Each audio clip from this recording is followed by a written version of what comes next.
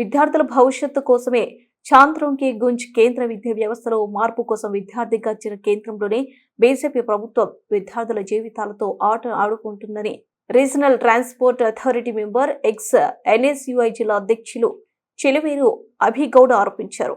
జనగామలో వివిధ కళాశాలలో నిర్వహించిన చాంద్రోంకి గుంజ్ కార్యక్రమంలో పాల్గొన్నారు.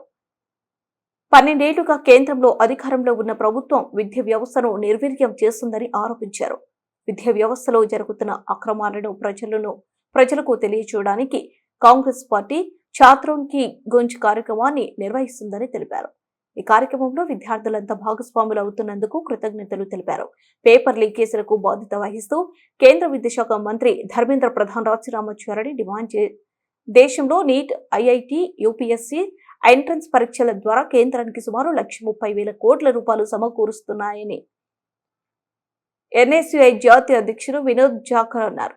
ఈ మొత్తం 5 శాఖలకు చెందిన బడ్జెట్ తో సమానమన్నారు.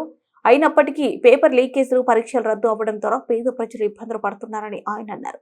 కేంద్ర ప్రభుత్వం విద్యా వ్యవస్థలో చేస్తున్న దోపిడీని విద్యార్థులకు చేరవేసే విధంగా కాంగ్రెస్ పార్టీ ఆధ్వర్యంలో చాంద్రోంకి గుంజ్ కార్యక్రమం చేపడుతున్నామని తెలిపారు.